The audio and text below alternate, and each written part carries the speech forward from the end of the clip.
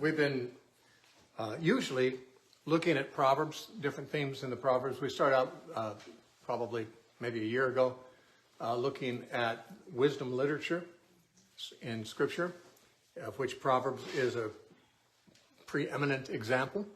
And so we talked about what wisdom literature is, and we talked about the kinds of things it concerns itself with. And the kinds of things that Proverbs concerns itself with are practical things and also spiritual things, though Solomon never really speaks of the category spiritual.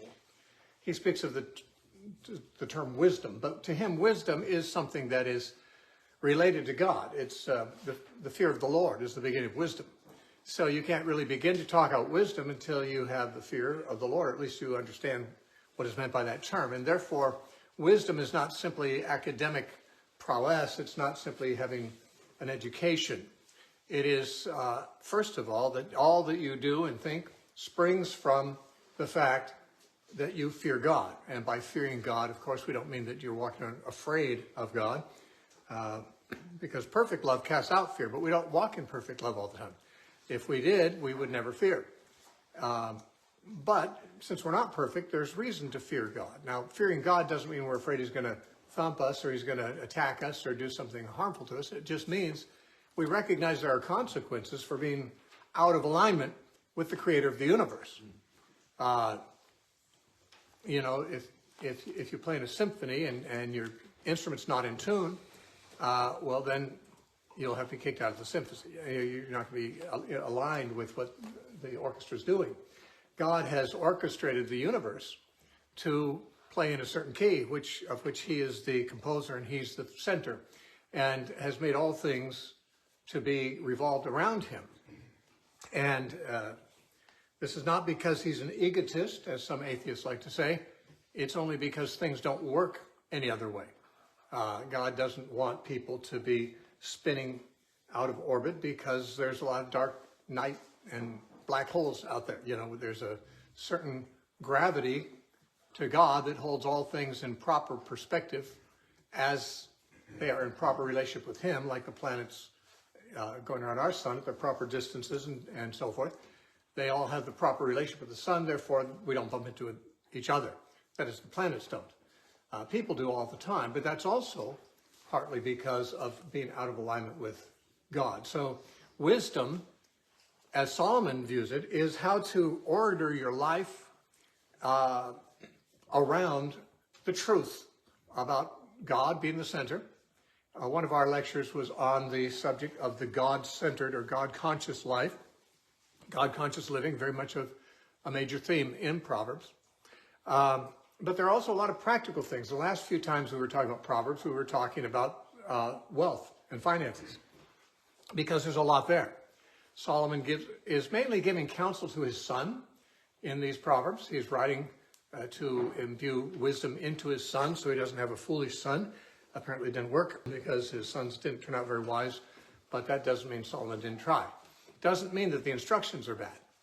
You know, when things go wrong, when people say, why is so much evil in the world if God's running the world? Well, God wrote the plan, and there's nothing wrong with the plan. The evil comes when people don't go with the plan. And Solomon's writings were those of real wisdom. If somebody would live according to Proverbs, let's just put it this way, if everyone did, it'd be a much nicer world.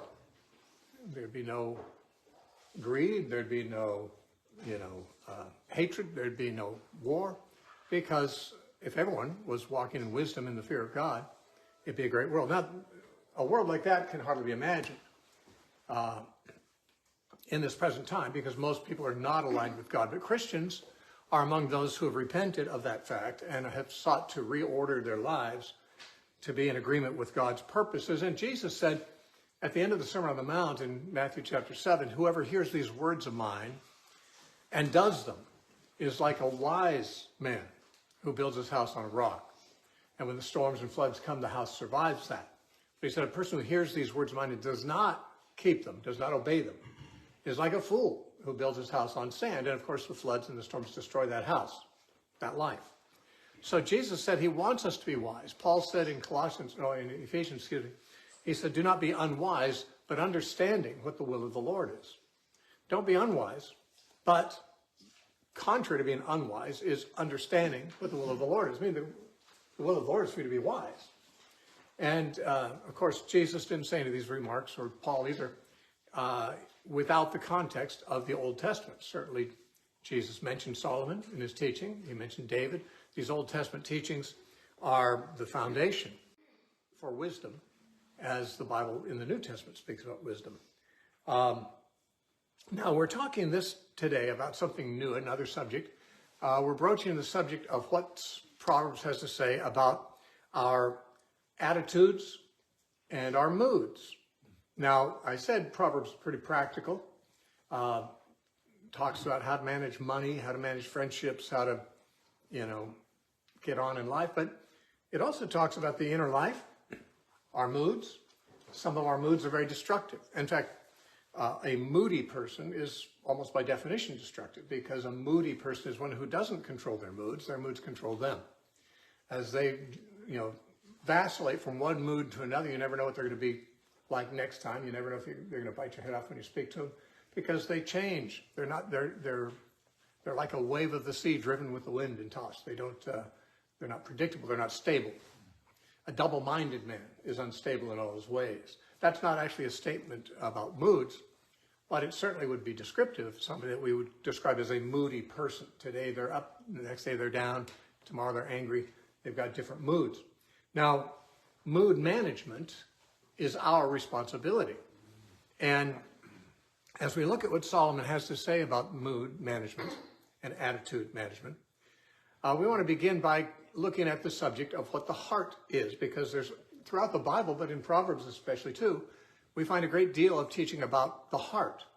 And when we talk about the heart, obviously we're talking metaphorically. We all have in our chests a heart, a blood pump under the fifth rib that keeps us, keeps things circulating, keeps us alive. But in metaphoric speech, both in Hebrew and in modern languages too, the heart is often used as a metaphor for the center, or the control center, really, of the life, that where your values are generated or chosen, where your thoughts arise from. We often, in our culture, make a difference between the head and the heart. You've all probably heard the expression, it's an old preacher's expression, many people miss heaven by 18 inches because their religion is in their head but doesn't get down to their heart. In the Bible, actually, the head and the heart are not distinguished from each other that much. Head, heart, mind, soul. These are all terms that are used rather interchangeably in Scripture for the inner person. Paul uses the expression the inner man. Peter does too. Peter says of women that their adorning should not be the outer adorning, but the inner adorning of the inner hidden man of the heart, he says. Paul says in 2 Corinthians chapter 4, he says, though our outward man is perishing, our inward man is being renewed day by day. So he makes a distinction between what we are externally, where we interact with the world, physically and visibly, and what people see. That's the outer man, but the inner man is another realm, which, as I say, sometimes referred to as the soul, the heart, the mind, and similar things like that. Now, by the way, there are other metaphors you'll sometimes find in the Old Testament. Sometimes the kidneys are used in the Hebrew idiom for what we say, I feel it in my heart. They feel it in their kidneys sometimes, but they use the word heart and kidneys both in their idiom. But Solomon doesn't talk about the kidneys in Proverbs that I can recall, but he does talk about the heart.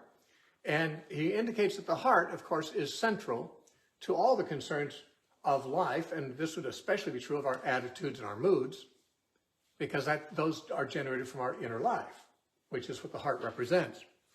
By the way, before we see what Solomon said, we might just point out that Jesus was on the same page with Solomon about the heart. In Matthew chapter 15,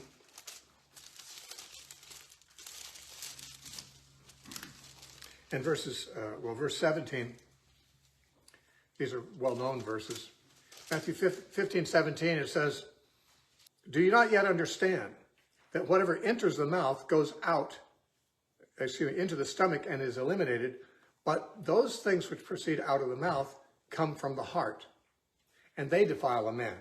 Now, this is an explanatory statement Jesus makes when the disciples ask him to explain something he said just a little earlier, where he said, not what goes into a man's mouth defiles him, but what comes out of his mouth.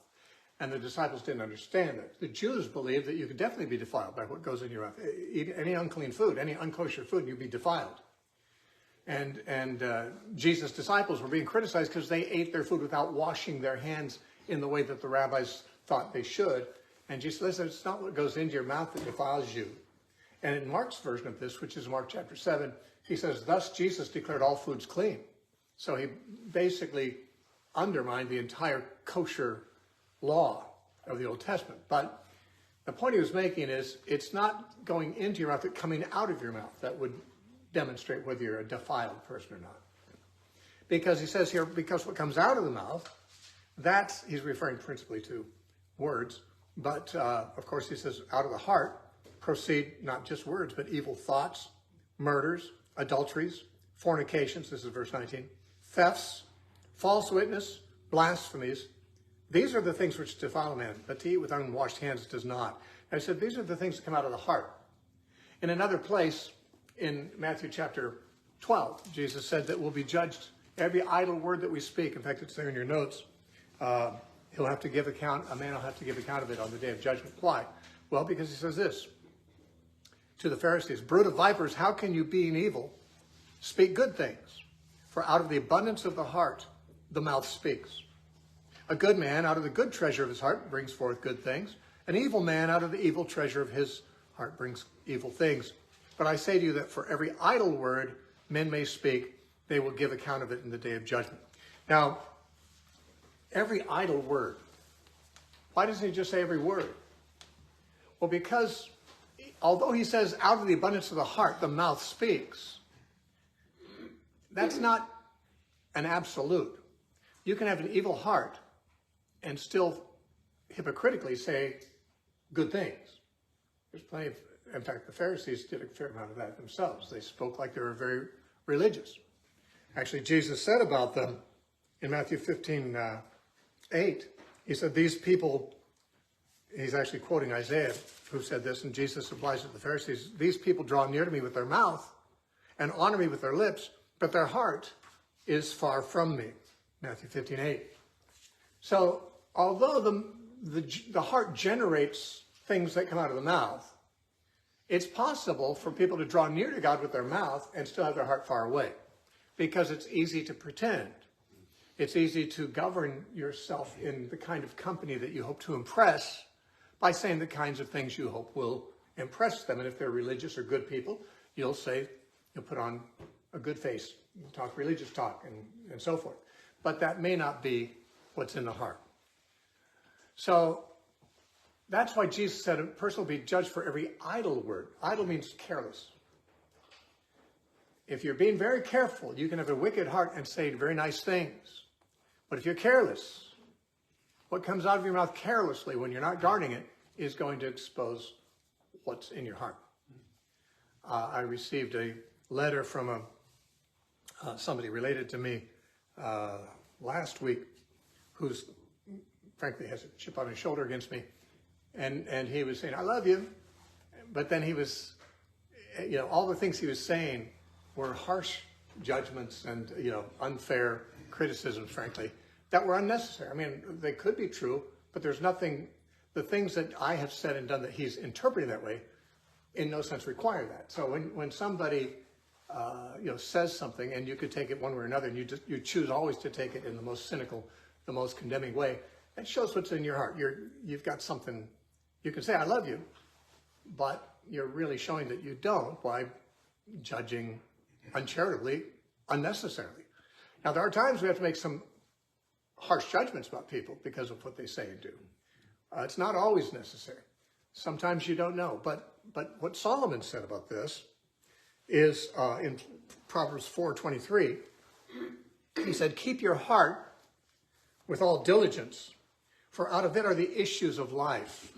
Now, that's similar to what Jesus said, out of the heart proceeds, things. And Jesus listed all bad things.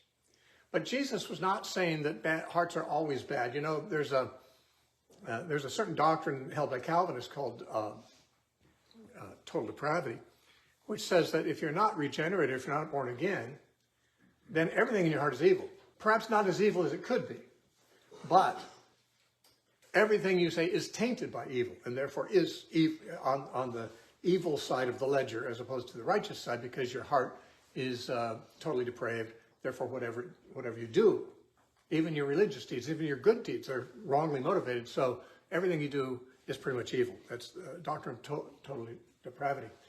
Now, the Bible doesn't teach that, although you certainly will find verses, for example, like that in Jeremiah that says the heart is deceitful above all things and desperately wicked. Who can know it? But he's talking about the people he's writing to, about their hearts. He's not saying this about all human hearts. He's not writing a systematic theology, and this is the portion about anthropology and how human hearts are. He's speaking prophetically against his wicked generation and saying, your heart, it's evil continually. It's like when in Genesis chapter 6, it says about the people before the flood, God saw that wickedness of man was great on the earth, and that the thoughts and imaginations of his heart were only evil continually. Now, Calvinists make the same point there. I'd like to see what the Bible says about the human heart. Your thoughts are only evil continually.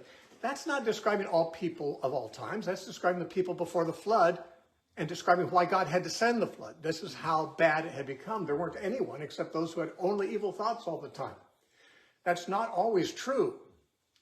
In fact, the Bible itself acknowledges that there are people who have good hearts. In fact, in Luke chapter 8 and verse 15, when Jesus is giving the parable of the sower and it fell on different kinds of seeds, the good seed that produced good fruit, Jesus said, this is when the word is received by those who have a good and honest heart.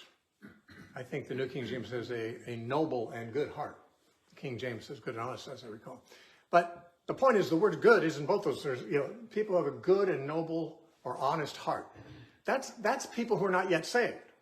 This is people who hear the gospel, and it takes hold in them because they hear it with a good and honest heart, which means that's the condition their heart was in when the gospel encounters them.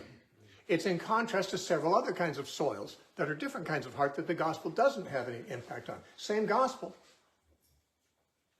The gospel is the power of God into salvation to all who believe, and that same gospel hits different kinds of hearts, and some of the hearts it hits are good ones and honest ones. So the Bible doesn't teach that all hearts are evil by nature, but it certainly does teach that the evil that is done by humans comes out of them because of an evil heart. By the way, another statement about a good heart is Psalm 125. It's in your notes there, verse 4. It says, do good, O Lord, to those who are good, and to those who are upright in their hearts. There's people who are upright in their hearts. There are people who are good, not good enough to be saved. No one can be saved by their good works because, frankly, the wages of sin is death and everyone has sinned. But to say everyone has sinned is not to say that everyone has, is equally committed to sinning. I mean, that's why you'll find people of other religions who are trying to find a way to be better, to find, through their religion, a better way. They're not finding it there, but they're looking for something. But that's the people who have that good and honest heart. When the gospel comes to them, they receive it and they bear fruit, some 30, some 60, some 100-fold. Now, so what I'm saying is the Bible does talk about the wickedness of the human heart, but it doesn't talk about it necessarily the way some theologians do, because the Bible doesn't say that every heart is thoroughly wicked. What it does say, Jesus does list the things that defile a man are bad things, so he lists the bad things that come out of a heart. And bad things come out of everybody's heart some of the time. But Solomon has some things to say about the heart, and before I say virtually the other things that he has to say, I want to point out this, that you may have never encountered this, but I have. In reading Christian self-help books, Christian psychology books, it's not uncommon. I won't name the authors, but there's Christian psychologists and Christian psychiatrists that have written books. I used to read, usually to critique them because I never did believe in psychology or psychiatry, but when I was teaching on the subject and against it, I'd read their books. And I was so frustrated that they always say, there's this unconscious part of man. They might even use the term the unconscious mind. which is something Freud invented. Freud came up with the idea of the unconscious mind. And in his teaching, Freud thought that everything that's ever happened to you and every reaction you've ever done is stored in you, especially from your first 7 years of life. You don't remember most of it, and you never will. You can't, because it's in the unconscious by definition. There's a movie called Awakenings with Robert De Niro and Robin Williams. And Robert De Niro was an institutionalized guy who's sitting before the board at the institution hoping to get a release. And one of the psychologists says, "Do you realize how unconsciously hostile you are toward me right now?" He said, "Well, if it's unconscious, how could I know it, you know?" I mean, he understood the term better than she did. And many people don't realize that when Freud talked about the unconscious, he believed in an area of the soul that cannot be accessed by simply trying to remember or someone reminded you of it. It's just gone. It's not really gone. It's actually somewhere in the deep recesses of your soul. It's been repressed, and it dictates your moods and your attitudes and your behaviors. It's just you don't even know it's there. So Freud would use things like cocaine, hypnosis, dream analysis, dream interpretation, and so forth, to try to get at the unconscious mind of his patient. So since you can't make them remember because it's not in the conscious mind, it's in the unconscious, you have to get at it through dreams, through drugs, through hypnosis and things like that. Now, many Christians have bought into this. Many of the Christian psychiatrists and psychologists they speak as if this is true, that there really is this unconscious realm. But you can't find anything about it in the Bible. In fact, you can't find anything about it before Sigmund Freud. He invented it. The idea is his. Now, most psychologists since him have accepted some element of this. But it always frustrated me to read Christian psychologists saying, well, the Bible talks about the subconscious, it talks about the heart. And they always like to, they like to quote Proverbs 26, which is in your notes there. Yeah, it's actually chapter 23, verse 7, excuse me, that reference. We'll get to that reference later. Everyone knows this one. You've heard it quoted, as a man thinks in his heart, so is he. That's not an actual quote. What Psalm said, as he thinks in his heart, so is he. And he is someone in particular. If you read the chapter previous to that, he says, be careful when you go to eat at a miser's house, because you can't trust him. He's got ulterior motives. Why would a miser show hospitality and generosity to you unless he's got ulterior motives? And he says, for as he thinks in his heart, so is he. Eat and drink, he says to you, but his heart is not with you. Now, what he's saying there, if the guy is known to be a miser, that's what his heart is like. Outwardly, he might say, eat and drink, help yourself, anything at the table. You know, I'm being very generous, very hospitable. But his heart's not really with you. That generosity he's exhibiting is not who he is. It's what he's thinking in his heart that is who he is. But there's no suggestion here that it's in his unconscious mind, like he himself doesn't know what his plot is. Solomon is suggesting there are people who do not have your interests in mind, but they'll act very friendly and hospitable and generous because they've got something they want to get from you.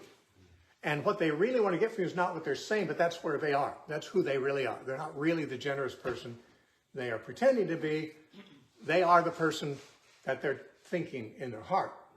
Their motivations, their heart. Now, he's not talking about an area they can't think about or can't remember.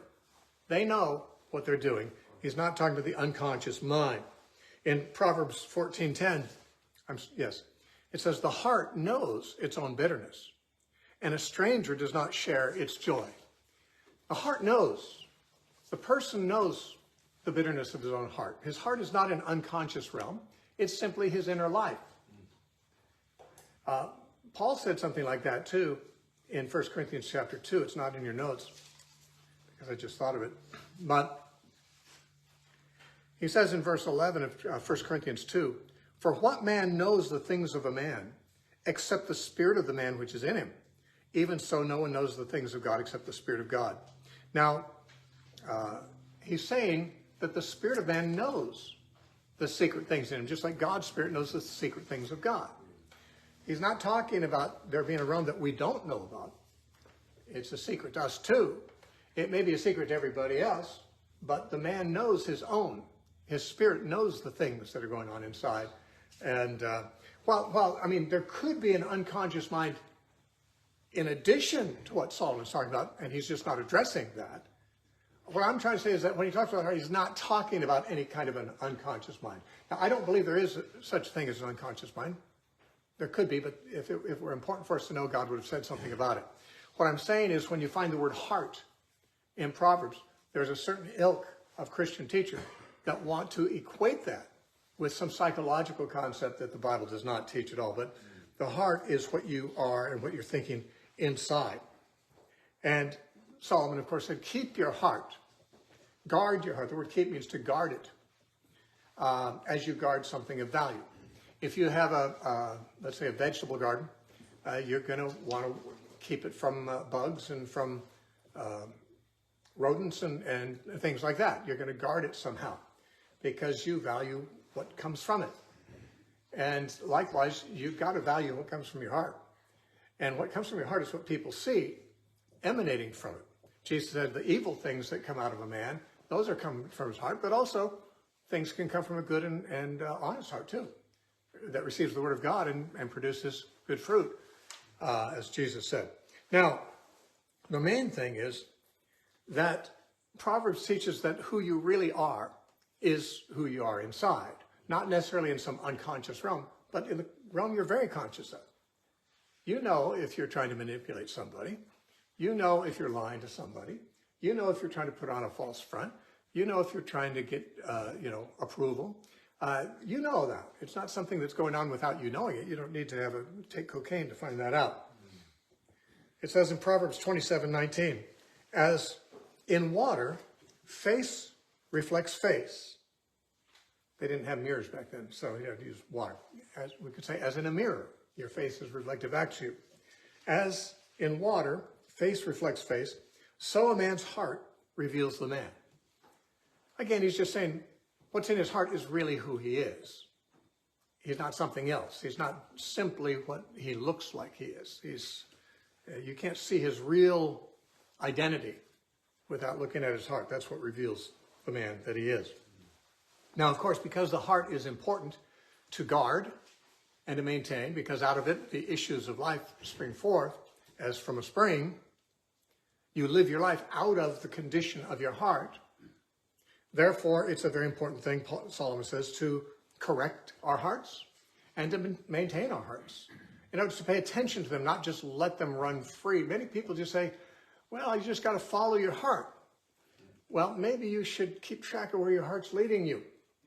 And maybe there's something else, like your responsibility, your moral responsibility, to make sure that your heart isn't leading you astray, because it can. I mean, it's very, very clear. A person's heart can be very wicked, as the Bible is very clear on that, or good, but not by default usually. It's not just that you happen to have a good heart or happen to have a bad heart. You kind of have to make some decisions about that. And a lot of people just figured, my heart, since that's who I am, it's cool. It's, I'm just a grump. I'm just a worrier. I'm just an angry person. Well, yeah, maybe you are, but it sounds like you're making excuses. Well, what else could I be? It's just me. I know that Dana was talking to a woman once who had some, just say, cultural affectations to her appearance and so forth, and which could be changed if she wanted them to, but she was hoping to find a job, but she said no one hires her because she looks the way she does. Now, the way she looked was something totally in her power. And Dana said, well, why don't you do this or that? And she said, well, that wouldn't be me. Well, okay. But this whole idea we have now of transgender is that kind of thing too. I feel like I'm a woman, so no one should challenge me on that. This is just what my heart tells me that. Yeah, but the heart can be deceitful above all things and desperately wicked. You can't just let your heart decide what's true and what's good. You have to govern your heart. It says in Proverbs 22:15, foolishness is bound up in the heart of a child. The rod of correction will drive it from him. Foolishness. Now, to Solomon, foolishness is the opposite of wisdom, and wisdom is not just intelligence, it's virtue. So foolishness obviously has a moral component too. As wisdom is a moral issue because it begins with the fear of God, foolishness begins with no fear of God. David, of course, in Psalm 14 says, the fool has said in his heart there's no God. It is a foolish thing to live your life as if there's no God and to not live in agreement with God. But that foolishness is built in to the human being at birth. One might argue that this is a reference to the sin nature. And I won't say that it is or is not, because we don't actually find the word sin nature in the Bible, but we do have it in our theology. The idea is that children are not born knowing God. They're also not born caring much about anything but themselves, which is a very foolish way to be. You don't change that until you decide, I guess I'm not supposed to do that. I should consider other people's feelings too. I should try to be kind to others. I should, maybe give up some of my preferences so other people around me can have what they want. These are things that you learn when you get older, or not. If you do learn them, it's because you got older, though growing older doesn't guarantee that you've learned them. We actually live at a time where many people have gotten bigger, but they haven't gotten more mature. They still think it's all about them. That's the foolishness that was bound up in their heart as children, and no one drove it from them. If you don't, Solomon definitely makes it very clear that the child that is undisciplined has parents who don't love him. He says, he that spares the rod hates his son, but he who loves him chastens him. Why? Because if you don't chasten your child, their heart is not good by default. Their heart is going to be as selfish and manipulative as it is allowed to be. Good parenting is designed to not allow it to be that way, to let the child know there are consequences for that. There's such a different attitude toward child raising today that most people don't even believe in corporal discipline. But if you don't have that, you've got to have something else that works like that. You've got to have something that communicates to the child that the way you are now behaving is not okay, and it's going to hurt you. And if it doesn't hurt you any other way, I'm going to hurt you as a consequence of it. So you associate that kind of behavior with pain. Now, some people say, well, that's not very nice. Jesus would never hit a child. Well, actually, Jesus he didn't have any actual children, but he does say in the book of Hebrews, in Revelation, Jesus says, those whom I love, I chasten. That's what a parent does to a child. If you love a child, you'll chasten them. Why? Because if they grow up and the rod does not drive that foolishness out of their heart, no one will like them. And they'll ruin their lives before God, and their social life's going to be pretty wrecked too. Because no one's going to be friends for very long with someone who's only going to be concerned about themselves. I mean, friendships are meaningful and gratifying if people care about each other too. So to drive the foolishness out of a child is important. And if the parent doesn't do it, you know who's going to do it? The police. You see, I love my kid too much to spank them. Well, the police don't love them. But if you love them, you can raise them in a way that the police won't have to come after them. But if you're not in the home, if a kid doesn't have a father in the home or disciplinarian in the home, very seldom do they turn out good citizens. And, you've probably read the statistics, I have many times, that in prison, something like literally 90% of the people in our prisons were from fatherless homes. And, the mother might discipline him. I mean, Ben Carson's mother was a single mom, and she disciplined him. He turned out pretty good. Became a neurosurgeon, became part of the cabinet of the United States administration under Trump. And, he made good with himself, and many people do. He didn't have a dad, but he had a mom who disciplined him. But in many cases, single moms don't discipline their children. I'll tell you why. Because I've been a single dad, and I know why it's hard to discipline your children when you're a single parent. Because you want them to like you. When you've got a spouse, they've got your back. You can stand as you are in front. Your kids don't have to like you. They have nowhere they can go. They got to adjust to you. They got to live under your standards because they got two parents saying the same thing. They don't have another parent living somewhere else they can run off to and say, you know, my mom or my dad is a mean one, you know, and that other parent, of course, coddles them because there's always that competition. So you get a fatherless home, you usually have a non-disciplinarian mother. You know, when I started my school in Oregon, there was a woman who had a little boy named Richie. He was like 2 years old. And during class time, our students, some of them were parents with kids, and we had like a nursery or childcare during class times for the kids. And she was from a New Age background. She got converted through some of our people, and she came to our school. And her kid was a monster, a 2-year-old monster. He'd run over the other kids with a trike. He'd pull their hair. He'd do all kinds of awful things. The other parents simply pulled their kids out. So he was alone in childcare because the other parents didn't want their kids being abused. And when that was brought to my attention, I spoke to the mother and said, have you ever disciplined Richie? And she said, I could never do that. I don't think Jesus would discipline a child. And I pointed out to her that he would, and if he was raising children, any loving parent would. I told her what the Bible said, and so she started disciplining, and he became a very charming kid very quickly.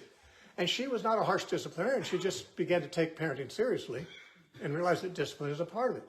Children don't grow up to be wise without discipline.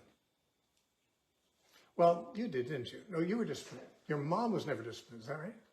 No, she never needed a spanking. That's right. My mother's right here. My mother's mother never was spanked.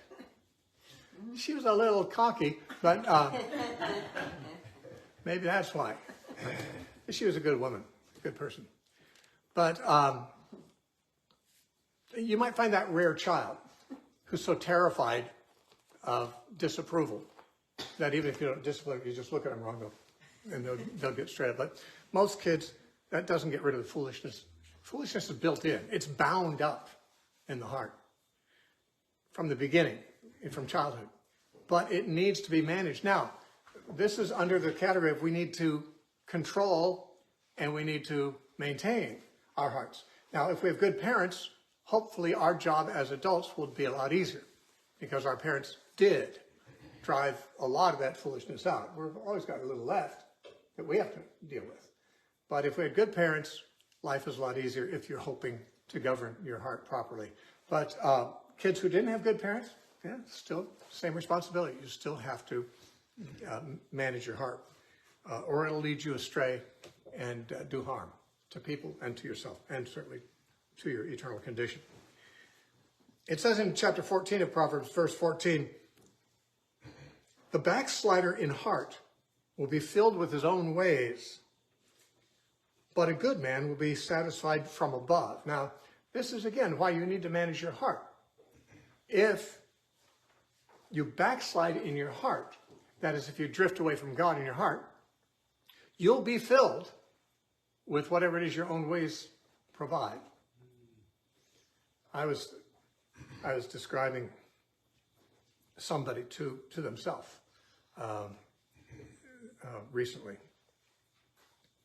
and they are someone who's jealous of me because my life is happy and theirs is not.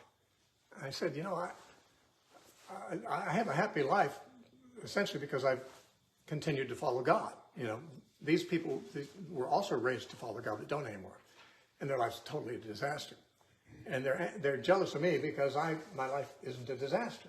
There's been misfortunes, but it's not a disaster. I'm a happy person. And I says, you're jealous of me because I never stopped following God, and the consequence is I have a happy life, whereas you gave up your faith, and what you earned is, well, simply the reward of your choices. It's not my fault for your choices. It's your own. But you see, if someone lets their heart backslide, their life will be full of whatever backsliding provides, which isn't usually a good thing. Now, it might seem good at first because some people backslide and they get very rich, they become famous, they're living the life, they think, oh, this is really great. But there aren't very many people, I'm not sure if there are any, there could be, I don't know of any, who are wealthy and famous and ungodly and bear the evidence of being happy. Now, they party a lot, but that's the evidence that they're not happy. I don't have to party to be happy. I don't need drugs. I don't need alcohol because I'm already happy. When people have to go to parties, when they can't, cope without drinking and drugs and promiscuous relationships, well, then they're trying to fill some kind of a hole there. They're not happy people. Happy people don't need those things. And so a lot of times people have the trappings of worldly success, even though they're ungodly, but their life is still a disaster. And when they're alone, they know they're lonely. They know they're empty. They know they don't have God. But a person who's not a backslider in heart, a good man, it says, will be satisfied from above. That is, God will give you the satisfaction. You'll be satisfied with God. And no one can take that from you because no one can get between you and him. There's no barrier there that any human being can put between you and God. If you live to please God, God's pleasure will reward you. And no one can take that. They can kill you. They can persecute you. They can put you in jail and torture you. But they can't take away that which you have, which they envy you of. That's why they hate you. Because they don't have it. And they don't like the fact that you do. Proverbs 23:19 says, "Hear, my son, and be wise, and guide your heart in the way." So the issues of life come from your heart, but you have to guide your heart. You don't follow your heart. You make sure that your heart follows the principles that you decide, that you choose, as a person who fears and obeys God. So guide your heart. Don't just say, well, I've always felt that, again, I'm in the wrong body, I'm the wrong gender. Well, if your heart's telling you that, you need to correct it. You need to guide it. It's you can't follow it because it's a deceiver, but you can guide it in the right way. Now, there are certain moods and attitudes. I have on the notes on the back of the sheet, moods and tudes, because those rhyme. But moods and attitudes that Solomon does discuss. We won't talk about all of them today because our time is short. I have a couple of them here on this sheet. I have some I didn't put on this sheet, which I'm maybe saving for next time. But let me talk about some of the moods or attitudes that Solomon has something to say about. One of them is disillusionment. Now, disillusionment and disappointment are not necessarily the same thing. Disappointment means you were hoping something would happen, but it didn't happen, right? Or you hoped somebody would act a certain way and they didn't. They disappointed you. But that's not necessarily disillusionment. When disappointment is allowed to become disillusionment is when a certain cynical element is injected into it. That person isn't who I thought they were. They didn't act the way I thought they would. Things didn't happen the way I thought they should. Therefore, I can't trust anybody. Or I can never trust them. And you're disillusioned with them. Your illusion of them, your picture of them is different than it was. You've changed your opinion about them. And I know people who were raised Christians who are not Christians anymore because, if it comes down to it, pretty much they're disillusioned. They're disillusioned because they, as children, they'll tell you, they sought God, and it seemed to them that God never showed up. So they got tired of waiting and started looking somewhere else, which was not very wise. The Bible says, wait on the Lord. Be of good courage, and he'll strengthen your heart. Wait, I say, on the Lord. But if you get tired of waiting, then you go off somewhere else, and then you ruin everything. But people get disillusioned with God because he didn't do what they thought he should. This is sometimes the preacher's fault, especially if they're preachers who always paint a rosy picture of your best life now, who say, if you have enough faith, you'll never be sick, you'll never be poor, God's going to make your life wonderful. Well, if that's what people expect from God and think God has promised, and that doesn't happen, you can see why they might. Well, they'd at least be disappointed. And it's when you inject the element of cynicism and distrust toward that person and say, I will not trust God again, or I won't trust Christians again, disillusioned with them, or I won't trust my wife again, or my parents, or someone like that. Well, that's disillusionment. And Proverbs speaks about that. It says in Proverbs 13:12, hope deferred makes the heart sick, but when the desire comes, it's a tree of life. Hope deferred means something you hoped for or expected. It was deferred. It didn't happen. You were disappointed in the event. But this is not simply disappointment. This is when your heart gets sick because of it, gets disordered. When things didn't happen the way you decided, and you're so full of yourself that you think that everything's supposed to happen the way you want it to happen, and therefore you get angry, you get resentful, you become bitter toward God or toward others. This is disillusionment.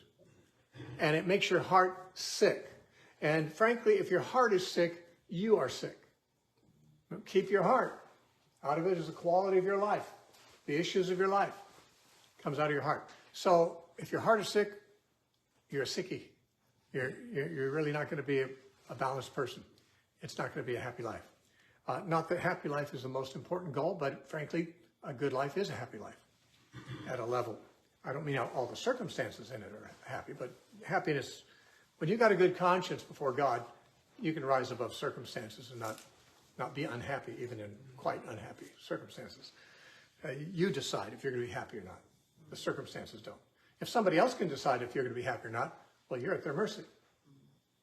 If somebody else simply by lying about you, or cheating you, or doing something awful to you, if they can make you unhappy, then you're at their mercy. They control you. But you don't have to do that. You can say, well, sucks to be them. I'm happy anyway. I'm going to be happy. I'm not going to let them change that. I'm not going to give them the pleasure, the satisfaction. It's not up to them. But you do make your own heart sick when you have a high hope that is deferred, and you then do not simply adjust to it and say, oh, well, I was hoping something better than that would happen, but okay, this is life. You know what playing the victim means. It doesn't mean that simply that you are a victim, because everybody's a victim.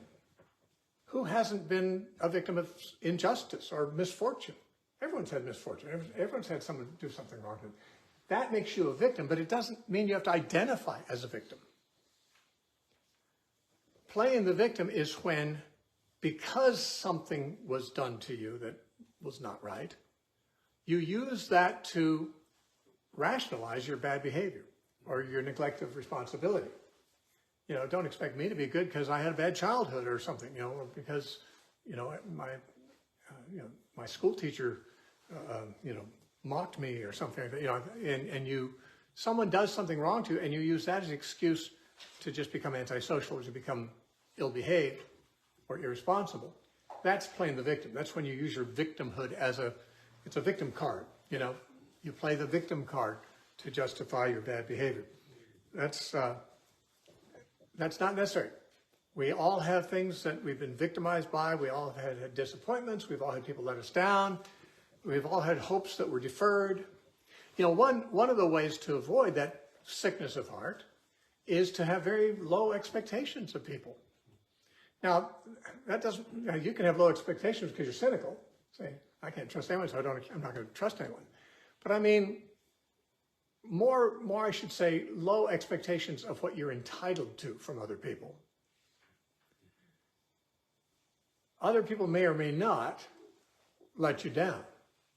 But if you don't feel like you're entitled to be free of being let down by people, then you're not going to be sick at heart. If you say, well, they didn't do the right thing, but who am I to be free of this kind of stuff? Everyone has disappointments. That's what being in the world is. A mature person recognizes that any way they've been victimized or anything that's happened bad to them that was wrong, that's just life. Jesus said it's inevitable that offenses will come.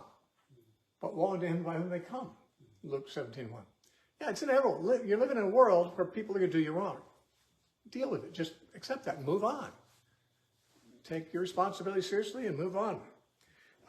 Rather than letting your heart get sick and disillusioned and cynical and bitter. Now, depression is another state of the heart, a mood, and some people say it's not a mood. Of course, today we hear all about clinical depression. Clinical depression, when I talk about depression and talk about how, the joy of the Lord should be your strength, the fruit of the Spirit is love, joy, peace, gentleness, self-control. People who are more psychologically oriented, they'll just say, well, yeah, but you're not talking about clinical depression.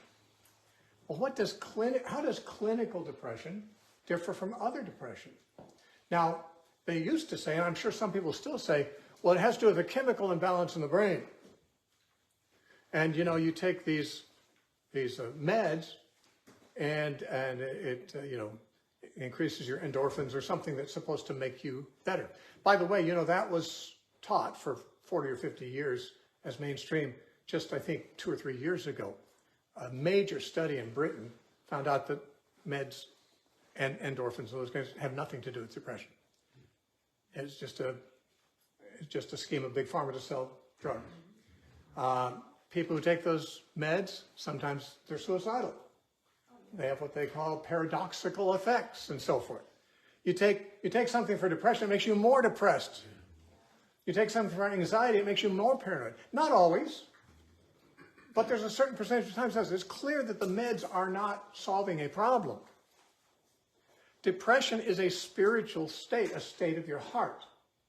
Now, I'm glad to be vindicated by this recent study, but even when I wasn't vindicated, I was pretty sure that the main difference between regular depression and clinical depression is the latter is when you put yourself in a clinic because you're depressed. It becomes clinical when you involve doctors. If you don't involve doctors, it never becomes clinical.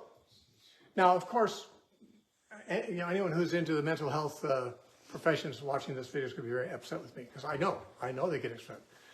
You know, when you undermine the whole basis of their existence and their career, it's a little threatening. But the truth is, yes, there are people who get so depressed they can't handle themselves. And sometimes they'll commit suicide and do horrible things like that, or act out otherwise that are bad for them. However, that doesn't mean that the solution to their depression is not a spiritual thing. It may be that they've so mismanaged their spiritual life for a long time that they become practically incapable of dealing with anything. And yeah, what they call clinical depression is when people get so depressed they want to sleep all day. They can't get out of bed sometimes. They can't hold a job. You know, they just feel like crying all the time and so forth. Yeah, I could maybe relate with that if I wanted to. I've had some serious disappointments in my life. I've had some serious causes. Some of them still exist in my life. Some of the greatest causes of sadness I've ever had in my life are still ongoing in my world. And I could be depressed if I wanted to be. And I know someone say, oh, you think people wanted to be depressed? Well, I can't say. I don't know their heart. Solomon said, they know their heart. The heart knows its own bitterness, Solomon said. But I do know what the Bible said. The Bible said that if we walk in the Spirit, and the fruit of the Spirit comes joy and peace, and many other wonderful moods and attitudes are generated by obedience to the Spirit of God. And I think a lot of times people who deal with, what they call, clinical depression, they say, well, you just don't understand. And it's true. I don't understand why anyone would allow themselves to get that far. Because frankly, I don't care how low your mood is. The reason you don't get up out of bed and don't fulfill your responsibilities is not because you physically cannot. It's because you really, really don't want to. You don't feel like it. It's easier just to lay there. It's easier to neglect. It's easier to make excuses. But it's interesting how many people who are that way and never define their condition as clinical depression, but they could easily stay in bed and weep all day because of their circumstances, if they chose. They get up and start serving other people, get up and start fulfilling their responsibilities. I'm not saying they forget about their sorrows, but they become functional. The Bible does not, it indicates that we're not victims of our spiritual condition. Unless, of course, a person's demonized, and there are people who are, but I suspect it's a very small percentage of people who are, classified as mentally ill or whatever. There's some percentage, perhaps some small percentage, I would think, who are probably demonized, and yeah, it probably is beyond their control now. But apart from that, I think we have a society that's just made a lot of excuses for irresponsible behavior for a long time. And the Bible says a lot about depression without saying a word about clinical depression. It says in Proverbs 17:22, a merry heart does good like a medicine, but a broken spirit dries the bones. A merry heart. You can see some more of this kind of stuff in Proverbs 18:14. The spirit of a man will sustain him in sickness, but who can bear a broken spirit? Proverbs 15:13 and 15. A merry heart makes a cheerful countenance, but by sorrow of the heart, the spirit is broken. Now, there's broken spirit in all three of those passages. All the days of the afflicted are evil, but he who is of a merry heart has a continual feast. Now, that's an important thing. He makes it sound like having a merry heart is what you do. You cheer up so that it'll do good like a medicine. It's the response to depressing things is cheer up. Now, if you didn't know God, I'm not sure how you could cheer up. I mean, some people who don't know God probably have very strong personalities to say, well, I'm just going to beat this. I'm just not going to let myself get down over this. I'm not going to let these people get at me like that. Well, that's okay, but a lot of that is simply the power of their fleshly personality, and they're not getting any closer to God because of it. The person who turns to God, remember it says in Psalm 51, or it's not Psalm, another Psalm, I believe it is, says, the Lord is near to those who have a broken spirit. And, the nearness of God and connecting with God at those times is what guarantees a more cheerful response. A merry heart does good like a medicine. That suggests that even when you're physically sick, it sometimes may be psychosomatic, or it may even be physical and organic, but cheering up, having a right spirit, having your heart aloft can overcome the physical sickness in many cases, which is also what it says in the next verse, 18:14. The spirit of man will sustain him in sickness. His spirit, if he's got a good spirit, if his heart's good, it'll sustain him. That doesn't mean it'll make him well necessarily, but it means he'll be okay. He'll be sustained even when things aren't great. And that's what it says in verse 15 of chapter 15. It says, all the days of the afflicted are evil, but he who is of a merry heart has a continual feast. Now notice the person with a merry heart is the opposite of the afflicted. And the person who has a merry heart has a continual feast. That doesn't mean that's his outward circumstances. There's no guarantee that if you're happy, you'll have a full table of food always before you. It's saying that the person who's in his heart afflicted, all his days are bad days. Ain't no good days if your heart is afflicted. But the cheerful man with a cheerful heart, it's like a festival. It's like a celebration, like a party all the time. He's got a continual feast. In other words, it's not your outward circumstances that depend on whether you're a fulfilled, gratified, happy, well-adjusted person. It's your spirit. It's your heart. It's the choosing to rise above circumstances. I remember hearing many years ago when I was young of a woman who was talking to her friend. She says, well, Sally, how are you doing? And Sally said, well, not bad under the circumstances. And her friend said, what are you doing under there? There are circumstances in your life that you can't change, but you don't have to live below them. You can live above them. That's your choice. And that's the best news that can be told to many people because they don't know that. People just assume, oh, things bad happen, I guess I have to be depressed. Not so much. It says in chapter 12, verse 25, Proverbs 12:25, anxiety in the heart of man causes depression, but a good word makes it glad. Interesting. Depression is caused by anxiety. Anxiety is worry. But what's the cure for that? Go to a doctor and get some anti-anxiety meds? That's what many people do. Back in the 1990s, Psychology Today said anxiety is the disease of the 90s. That is to say, they saw it as a mental illness, as a disease, which means it needs medications. You don't call something a disease unless you're suggesting you need a doctor to do something about it. But the Bible says No, a good word can make it glad. Now, it's not all that simple. Sometimes people who are into Christian psychology say, well, you can't just hand out Bible verses like aspirins. People's problems are more complex than that. Well, yes, the Bible recognizes people's problems are more complex than that. You don't just hand out a Bible verse and make that work, change all their attitudes. Although it might, if it's the right verse that they're neglecting to think about. I'll tell you, many times when I have dealt with worry, just turning to Matthew chapter 6, where Jesus said, be anxious, don't be anxious for anything, remember the birds, remember the flowers, God takes care of them, aren't you worth more than they are? I mean, Jesus said, why be worried?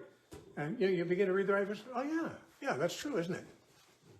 I can't think of anything that isn't true about that, I was forgetting that. Sometimes giving people a Bible verse does work, like meds, because they are coping badly for lack of being aware of the truth of the Bible. But I will agree, many people's circumstances are so complex, you can't just give them a Bible verse or two, but you can say the solution to your problem is not a medical one, and it's not one that has to await a reversal of your circumstances. It's one that comes from getting your life aligned with truth, with scriptural truth. There may be many parts of your life that are a little compromised, a little out of alignment. One Bible verse may not fix it for you. Even just saying a prayer might not fix it for you. But bringing your life totally into alignment with the Word of God, trust God, love God, deny yourself, take up your cross, humble yourself under the mighty hand of God. There's all kinds of principles that if a person is living holistically in the truth of God, frankly, they'll cope. They'll be able to cope with anything and be productive and well-adjusted, honestly. But it does require kind of having a rather holistic understanding of what the Bible teaches, and not just a Bible verse here or there.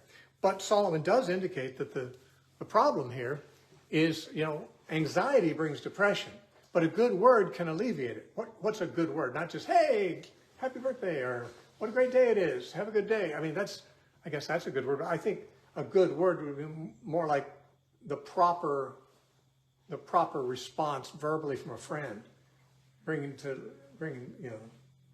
their attention whatever it is that they need to understand that they're neglecting. Certainly the Word of God, I can say, is all that I ever fall back on, and that's and God Himself, of course. Now, envy is another mood, and I'm going to quit here pretty quick because we need to. But we're told not to envy. Do not envy the oppressor and choose none of his ways, Proverbs 3:31 says. In Proverbs 14:30 it says, a sound heart is life to the body, but envy is rottenness to the bones. Interesting, because we read about rottenness to the bones, or back in,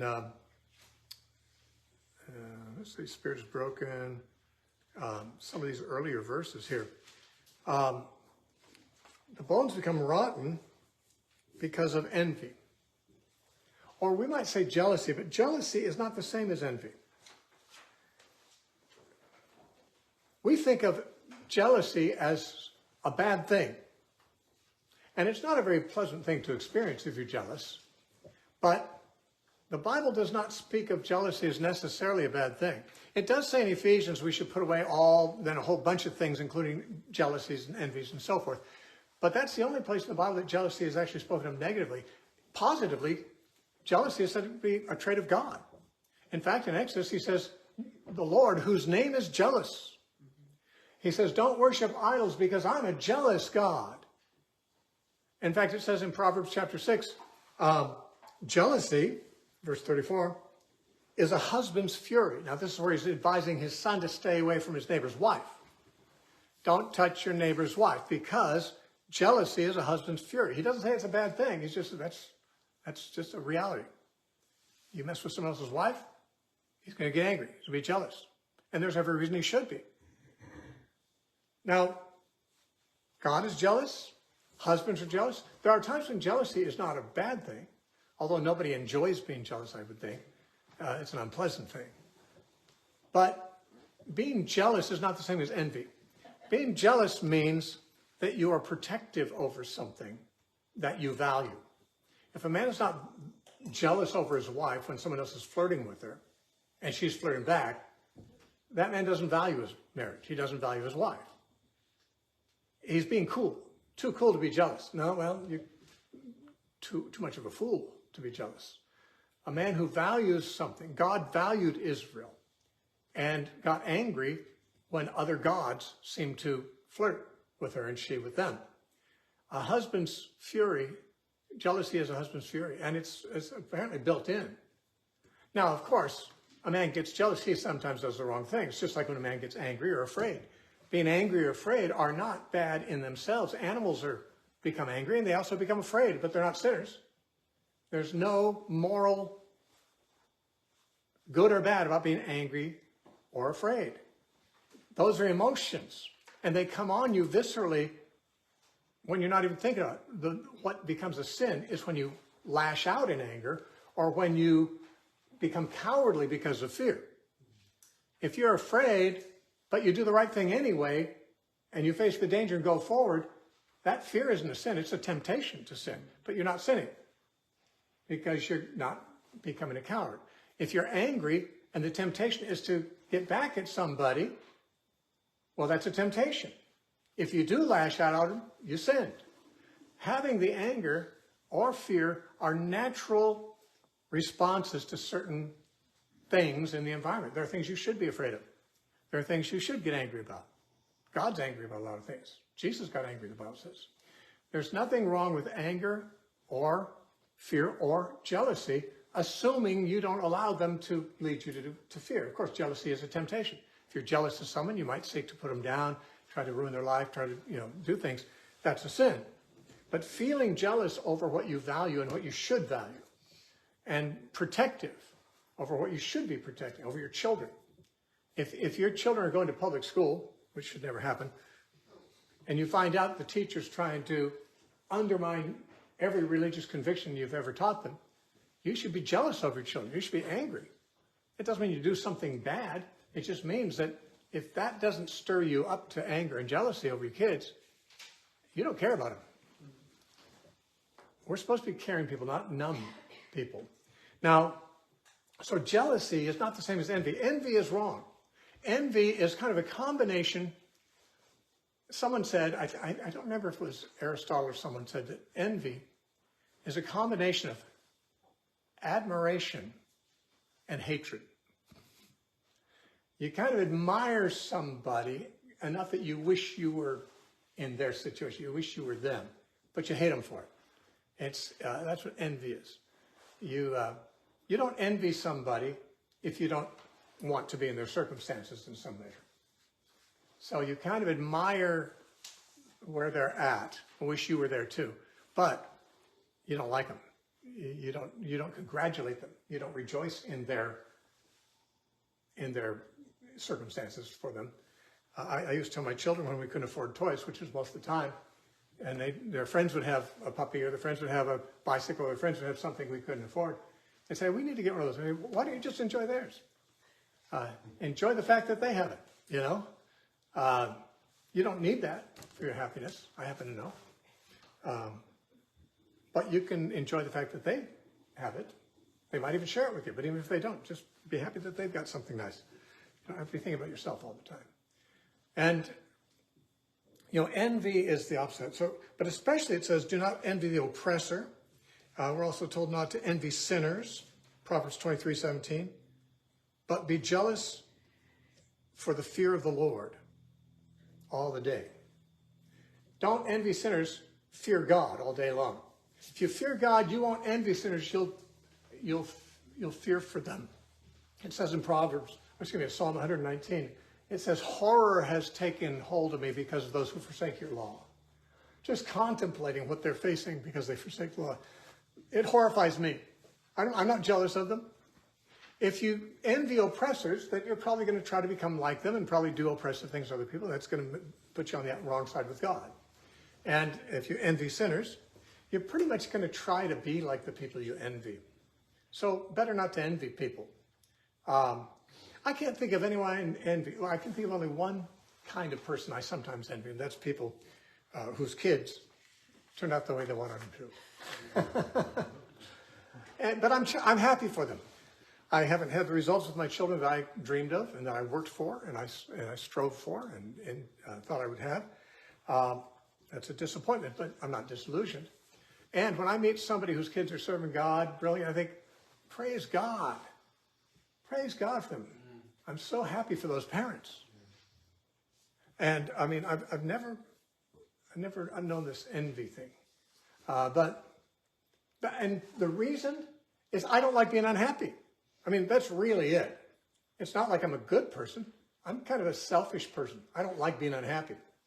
I'd rather be happy than not. And therefore, I choose not to envy.